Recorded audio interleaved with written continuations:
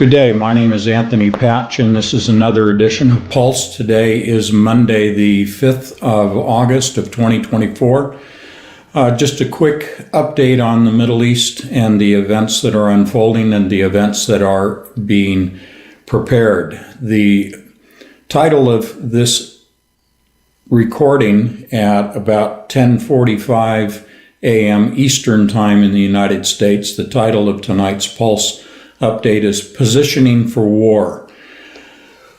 Right now, Russia has been and is continuing today to fly commercial and military aircraft into Tehran's international airport. This has been continuous for the last several days over the weekend. Russia is positioning their electronic warfare, their electronic jamming equipment in Iran as we speak. It's probably already been set up.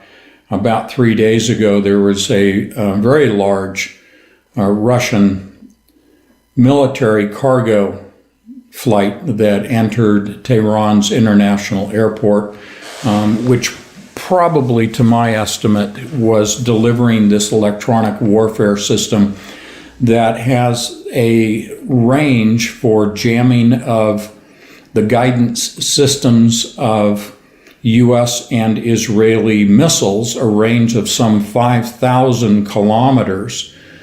They also possess what I would call an EMP system, which about 4 years ago in the Black Sea, a U.S. naval ship went completely dark when it was overflown by a Russian military aircraft that produced a electromagnetic pulse that knocked out all of the shipboard electronic systems, including the propulsion and steering systems of this U.S. naval vessel in the Black Sea. So I would expect that similar, if not same, electronic pulse and electronic jamming equipment will be applied in the coming all-out war on the part of Iran. Now Iraq forces, Iraq is allowing the positioning of missiles on the part of Iran in Iraq itself. These missiles are missiles that have been taken out of deep storage. They are being positioned along the Israeli border with a 12-minute flight time, so very little warning apart from and unlike the April 13th launching of drones, missiles, and rockets by way of Iran against Israel. This will be an all-out assault from drones and missiles, and many of the missiles, as I said, with less than 12-minute flight time. So very little warning for Israel to detect and respond, as well as U.S. forces to detect and respond what will be a multi-front assault against Israel by Iran, Hezbollah out of Lebanon, certainly Hamas out of Gaza, and the Houthis out of Yemen to the south. This will be a multi-front attack. Now, I'm only reporting when I say an attack from multiple fronts against Israel. That's not a political statement. That is a military analysis that I'm providing to you. In addition to Russia sending material in terms of electronic warfare and the like, no doubt they are sending other military equipment in these daily flights from Russia into Tehran. In addition to the material, we now have reports that the Secretary of the Security Council for the Russian Federation, Sergei Shoigu, I don't speak Russian, the head of the Security Council, the Secretary of the Russian Security Council, is already in Tehran. And This, no doubt, is to provide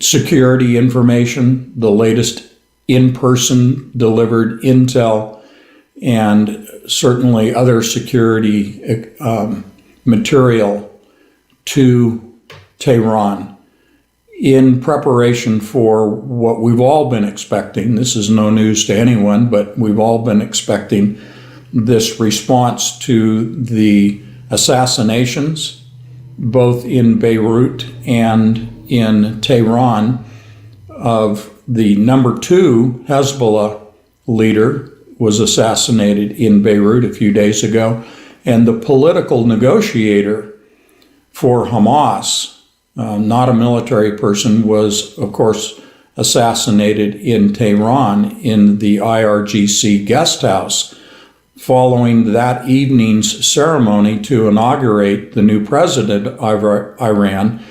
And I would expect that the Secretary of the Security Council, the Russian Security Council, Sergei Shoigu, is there in Tehran not only because of the impending military assault by Iran and others, but to formally sign the security agreement between Russia and Tehran. This is what we would consider a mutual defense pact.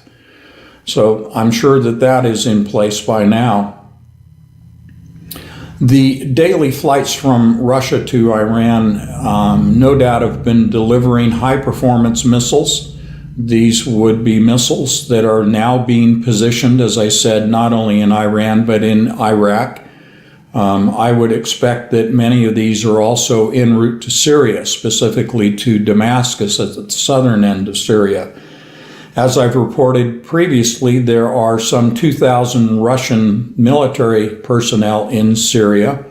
There are upwards of 100,000 Hezbollah positioned in Syria, not just in Lebanon.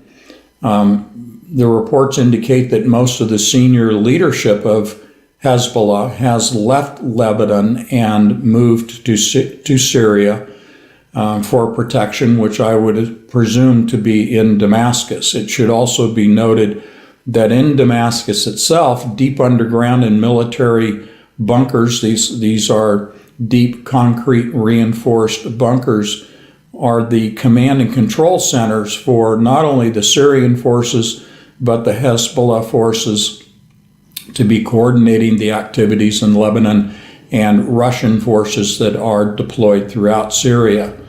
We also should note that the United States have many special operations forces deployed throughout Syria and have been for several years for securing of oil and natural gas facilities that are operated by Western corporations in Syria. And again, I won't make a political statement or analysis of that. I'm simply stating the facts.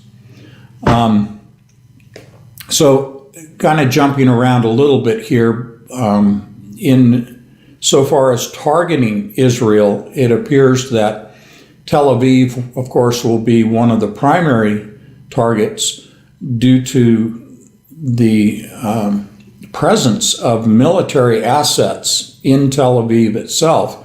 But of course, this is where a large concentration of the civilian population and the military leadership and political leadership are located in Tel Aviv. So obvious target. The other target I would expect will be the northern port of Haifa near the Lebanon border. And in particular, I think that Tel Aviv and Haifa will be targeted and somewhat protected, I say somewhat protected, by British air assets that will be launched out of southern Cyprus. This is the Greek Cypriot portion of the island of Cyprus, directly off the coast of Lebanon. Turkey, for its part, they control the northern portion of Cyprus.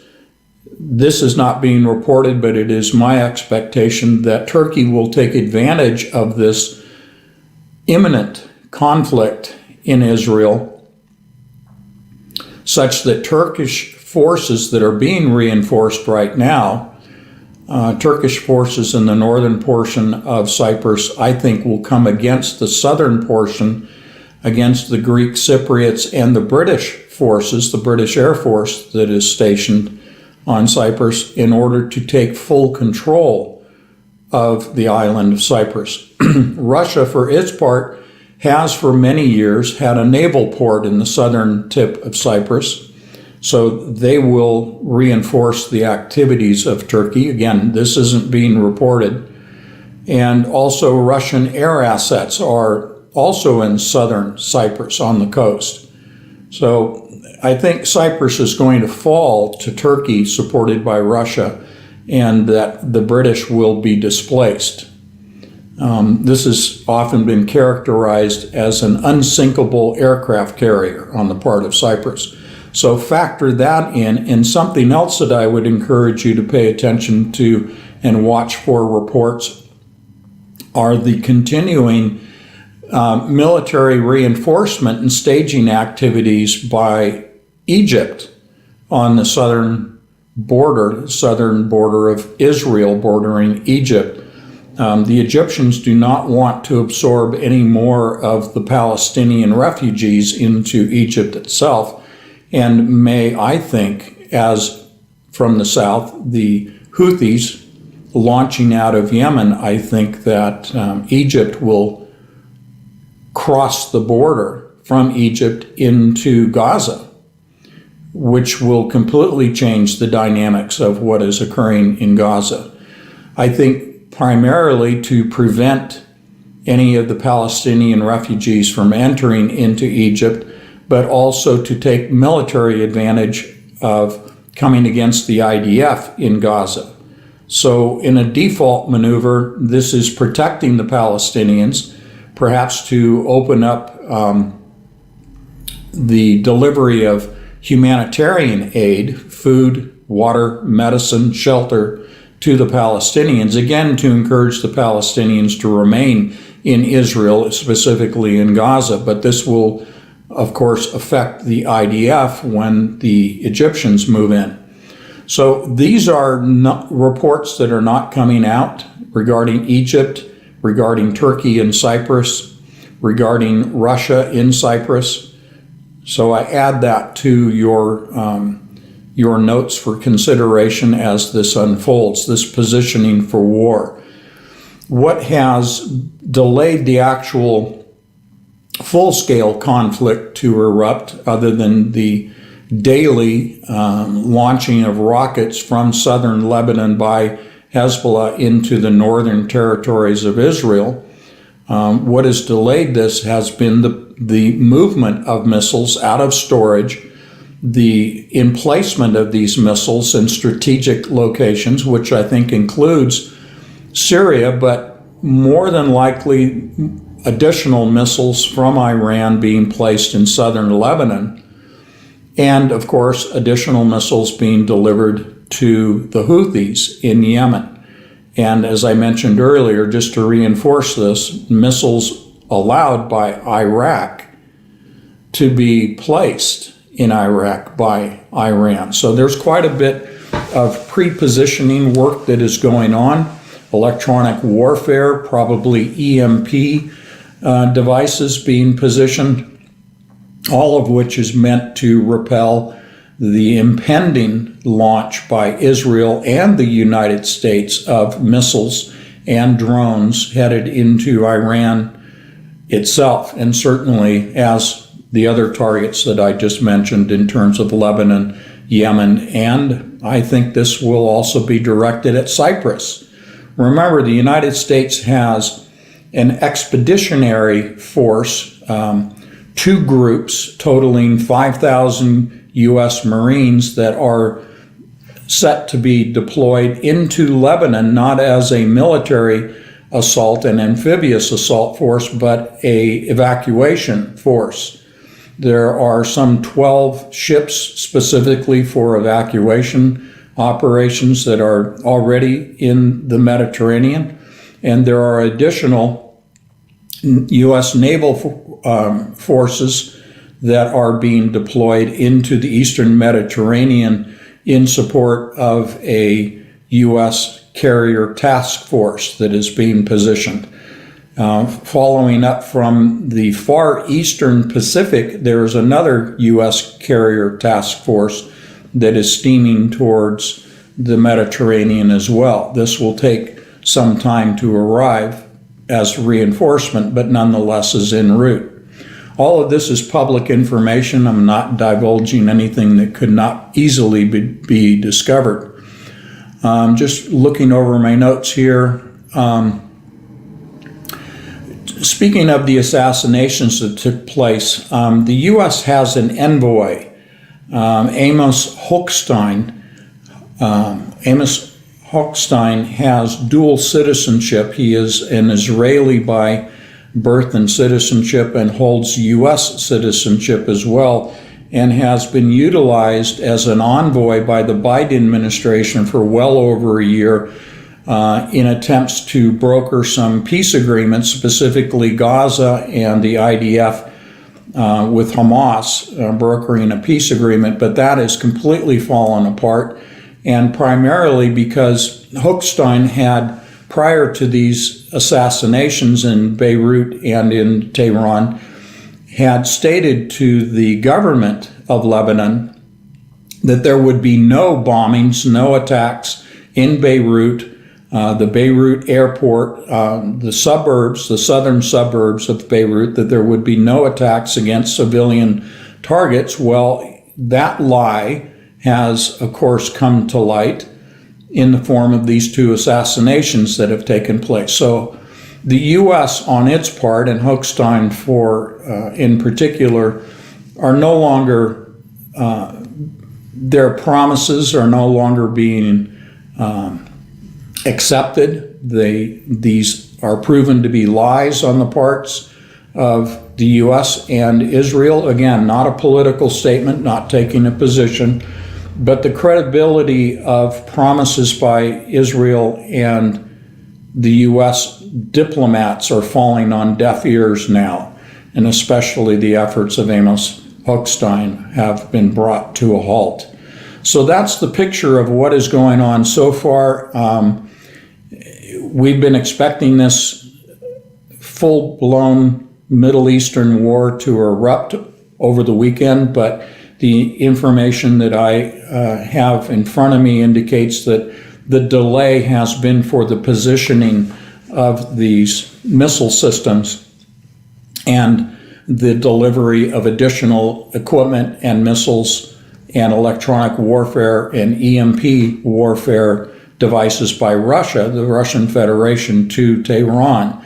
So given the amount of time that has transpired since the assassinations took place, I would say that we are very close to seeing, without really any telegraphing of a warning on the part of Iran and therefore Russia, there will not be any warning given. This will be a coordinated, from all points of the compass, a coordinated strike against Israel. Again, not a political statement. I'm speaking militarily. That from all points on the compass, Israel will be hit, and hit full force from the beginning. This will not be sort of a trickling effect of ramping and escalating assaults by air on the part of Iran and its other forces. This will be everything at once from all directions against Israel. If I understand this, the IDF understands this, and the U.S. forces understand this. One of the things I think we can pay close attention to is the ongoing evacuations that are taking place in Lebanon, also in Syria and in Israel. The level of those evacuations, the duration, and the culmination, perhaps the culmination of these evacuations of civilians, will give us some sense of when I think Iran will strike. But again, it will be without warning. I think Iran is demonstrating some restraint in an effort to allow civilian evacuations to take place.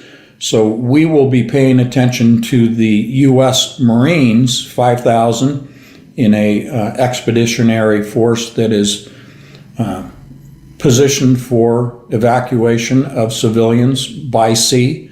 And as that unfolds, that will give us some sense of the impending strike by Iran. So it appears that Iran is allowing these evacuations to take place, and then they will strike.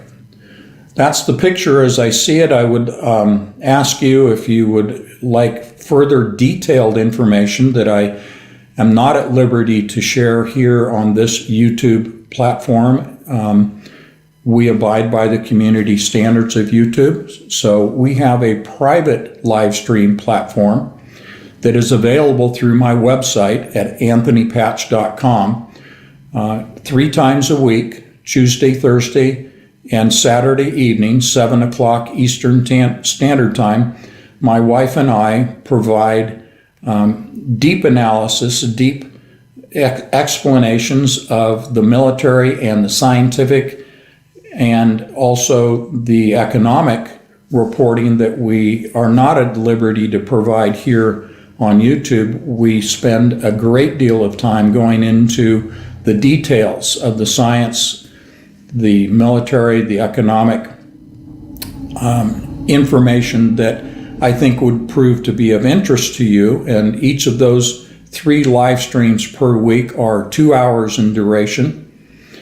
We have over 850 of these live streams that are available in our archives to anyone that subscribes to us through anthonypatch.com. You'll have full access to all of our past live streams. You will have full access also to our monthly magazine entitled Entangled Magazine. And again, this is a deep scientific analysis of what is going on biologically, what is going on in quantum physics and particle physics, what is going on in genetics with respect to humanity. Again, I have to be careful of the things that I say here, but you also have access to our magazine archives dating back to the founding of Entangled Magazine in June of 2017. So if you would like to subscribe to the magazine, it's $30 for an annual 1-year subscription, and all of the past issues are available to you through that. But again, there's a lot that I cannot say in this Pulse 30-minute broadcast that we can provide to you in our private group live stream through anthonypatch.com. At any rate, we'll keep you up to date as best we can in our reporting on the events in the Middle East, which may, I'm sad to say, may spread globally from the Middle East. That's it for today. As events unfold, we will provide more of these. Thank you for your time and attention. I hope this proves to be of value to you, this information, and please do your own research and keep close tabs on what is happening with respect to Israel and the greater Middle East, because this does affect the entire global community. God bless you all.